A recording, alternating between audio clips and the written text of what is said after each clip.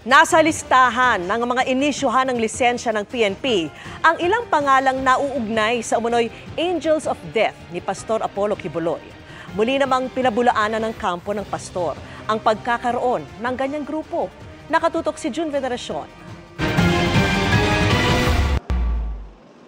Kumpirmadong may mga armas ang ilan sa mga umano'y miyembro ng Angels of Death ni Pastor Apollo Kibuloy.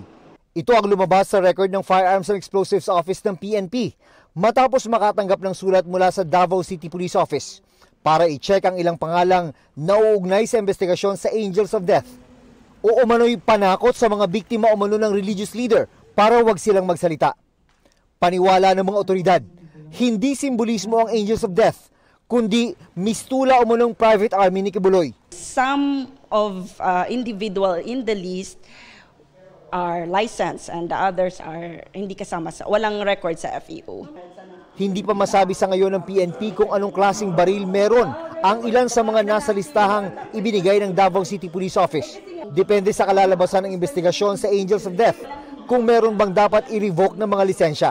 Kasi nga mayroong investigasyon, nakasama sila sa perpetrate ng mga criminal activities or mga crimes involving firearms, then it could be a ground for revocation po ng mga license. We are not discounting the possibility na some or few of them might have been in the uniform service, whether active pa ba sila ngayon or retired na. Muling itinanggi ng kampo ng pastor na may ganyan sa KOJC.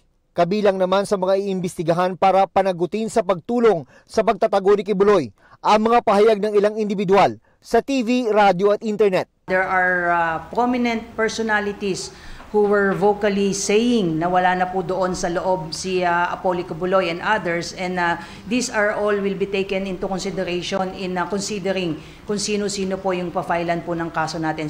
Para sa GMA Integrated News, June Veneracion, nakatutok 24 oras.